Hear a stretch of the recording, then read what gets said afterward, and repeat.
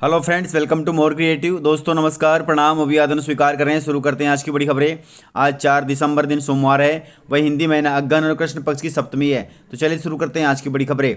यदि आपको खबरें पसंद आए तो वीडियो को लाइक जरूर करिएगा और आप हमें प्रदेश के किस जिले से देख रहे हैं कमेंट बॉक्स में जरूर बताइएगा। दोस्तों अभी तक आपने चैनल को सब्सक्राइब नहीं किया है तो इसी प्रकार की खबरों के लिए चैनल को सब्सक्राइब कर बेल आइकन पर क्लिक कर दे ताकि अगला वीडियो आपको शीघ्रता से मिले। दोस्तों 5 राज्यों में हुए विधानसभा चुनाव के नतीजे आ गए हैं, जिसमें मध्य प्रदेश में, राजस्थान तथा छत्तीसगढ़ में बीजेपी ने प्रचंड बहुमत से जीत हासिल की है। इसी जीत को लेकर केंद्रीय मंत्री ज्योतिरादित्य सिंधिया जी ने प्रदेश की जनता को दिए बधाई। ज्योतिरादित्य सिंधिया जी ने कहा कि ये जीत जनता की जीत है। जिस तरह केंद्र सरकार की नीतियों और मध्य प्रदेश की शिवराज सरकार की नीतियों का ही परिणाम है, जिसने जनता में भाजपा के प्रति विश्वास जताया है।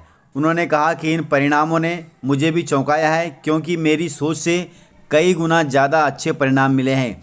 मैं जनता को दिल की गहराइयों से बधाई देता हूं। सिंधिया जी ने कहा कि यह जीत मोदी जी के नेतृत्व की जीत है, भाजपा के कार्यकर्ताओं की जीत है, उनके मेहनत की जीत है। वहीं डबल इंजन सरकार में हुए विकास कार्यों का प्रतिफल है ये। दोस्तों मध्य प्रदेश में इन 5 कारणों से भाजपा को जीत मिली है, क्योंकि ऐसा लग रहा था कि भारतीय जनता पार्टी मध्य प्रदेश में अब नहीं आएगी। जनता सत्ता परिवर्तन चाह रही थी, लेकिन ऐसा नहीं हुआ। दोस्तों मध्य प्रदेश में भाजपा की जीत के कारणों पर मंथन जारी है। वहीं बताया जा रहा है कि भाजपा की जीत के 5 बड़े कारण हैं, जिसके कारण मध्य प्रदेश में बीजेपी ने इतिहास रचा है। दोस्तों भारतीय जनता पार्टी ने मध्य प्रदेश विधानसभा चुनाव से पहले लाडली बहना योजना लॉन्च की थी। इसमें 1,31,00,000 महिलाओं को एक शुरुआत में 1,000 रुपये और बाद में 1,250 रुपये की आर्थिक सहायता दी गई। भाजपा की जीत का यह भी एक बड़ा कारण है। वहीं सीएम शिवराज सिंह चौहान ने इस योजना की राशि को 3,000 रुपये तक बढ़ाने का वादा किया था। यह योजना भाजपा के लिए मास्टर स्ट्रोक साबित हुई है। इसके अलावा भाजपा ने अपने संकल्प पत्र में किसानों के लिए गेहूँ और धान का समर्थन मूल्य भी बढ़ाने की बात कही है। वहीं युवाओं को रोजगार देने का भी वादा किया गया है।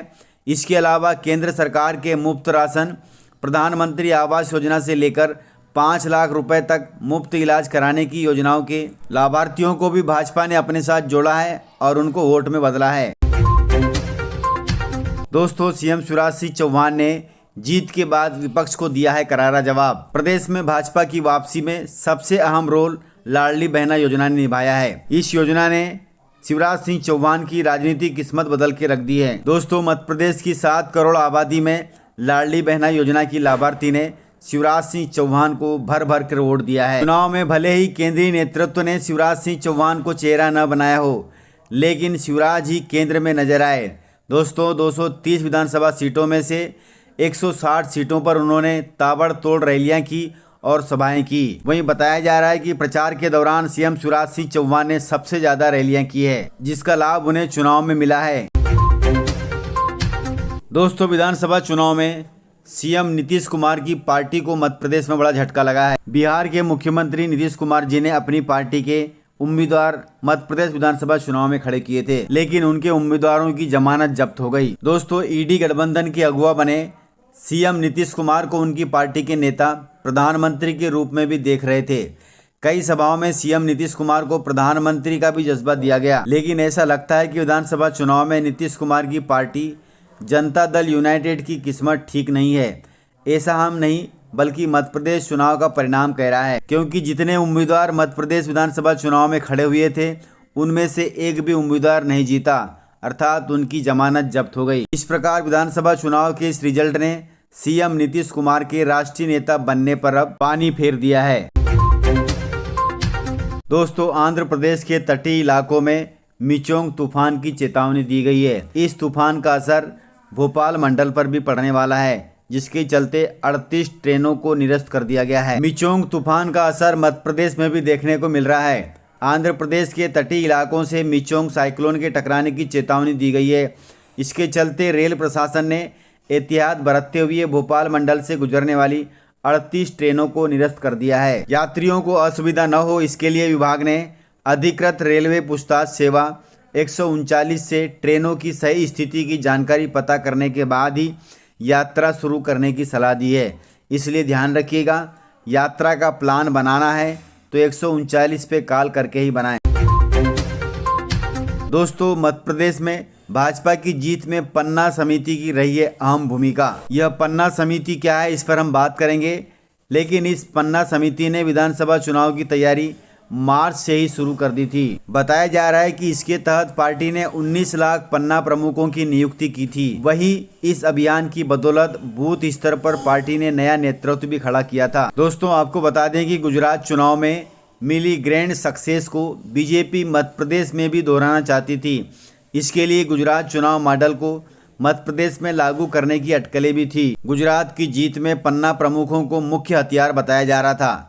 इसी तर्ज पर बीजेपी पन्ना प्रमुख के सहारे मध्य प्रदेश में 2023 के चुनाव को बढ़े हुए आंकड़ों के साथ जीतने में जुट गई थी, जिससे मध्य प्रदेश में बीजेपी को भारी बढ़त मिली। दोस्तों, आपने देखा होगा कि चुनाव प्रचार के दौरान पन्ना समिति ने डोर टू डोर काम किया है और अपने ही बीच के लोग पन्ना समिति के सदस्य बने और पार्टी को प्रचंड जीत दिलाई। दोस्तों, कैलाश विजयवर्गीय जी ने बड़ा दावा किया है। उन्होंने कहा है कि लोकसभा चुनाव में भाजपा 400 से अधिक सीटें जीतेगी। भाजपा के राष्ट्रीय महासचिव कैलाश विजयवर्गीय जी ने कहा कि 3 राज्यों में सरकार बनाना ये साफ दिखता है कि आने वाले लोकसभा चुनाव में हम 400 से अधिक सीटें जीतेंगे। उन्होंने कहा कि हम मध्य प्रदेश में 164 से अधिक सीटों से जीत रहे हैं। मैंने 9 सीट इंदौर में जीतने को कहा था और वे हम जीते हैं। हमने मालवा में भी रिकॉर्ड तोड़ा है और वैसे हमने छत्तीसगढ़ तथा राजस्थान में भी रिकॉर्ड तोड़ा है। विजयवर्गीय जी ने कहा कि 3 राज्यों में सरकार बनाना ये साफ दिखाता है कि आने वाले लोकसभा चुनाव में हम 400 से अधिक सीट जीतेंगे। दोस्तों, मध्य प्रदेश में भाजपा के सामने अब मुख्यमंत्री की कुर्सी बनी है बड़ी चुनौती। दोस्तों, मध्य प्रदेश में भाजपा के सामने अब मुख्यमंत्री किसे बनाएं, यह बड़ी चुनौती बन गया है। इस बार भाजपा की केंद्रीय चुनाव समिति ने 3 केंद्रीय मंत्रियों के साथ अपने राष्ट्रीय महासचिव को भी चुनाव मैदान में उतारा था। जाहिर है कि सीएम का पद अब कौन संभालेगा, यह बड़ा सवाल हो गया है। राजनीतिक विश्लेषकों के अनुसार मुख्यमंत्री पद के लिए शिवराज सिंह चौहान प्रबल दावेदार हैं, लेकिन 3 केंद्रीय मंत्रियों जिसमें प्रहलाद पटेल, नरेंद्र सिंह तोमर और फग्गन सिंह कुलस्ते के मध्य प्रदेश के चुनावी मैदान में उतरने के साथ ही इनकी भी सीएम पद की दावेदारी बढ़ गई है। इसके साथ ही 10 साल बाद मध्य प्रदेश की चुनाव राजनीति में उतरे भाजपा के राष्ट्रीय महासचिव कैलाश विजयवर्गीय का भी नाम भी प्रमुखता से सामने आ रहा है। यह स्थिति केंद्रीय मंत्री ज्योतिरादित्य सिंधिया जी की भी है। इस प्रकार से इतने सारे नाम हैं, अब इतने सारे नामों में से कौन मध्य प्रदेश का मुख्यमंत्री बनेगा, इसको लेकर अब बड़ा सवाल खड़ा हो गया है। कुछ ही दिनों में हमें पता चल जाएगा कि मध्य प्रदेश का मुख्यमंत्री कौन होगा। हालांकि केंद्रीय नेतृत्व के लिए यह सब आसान है। इस प्रकार से जानकारियां थी। तो मिलते हैं सर अगले वीडियो में, तब तक के लिए जय हिंद, वंदे मातरम, टेक केयर।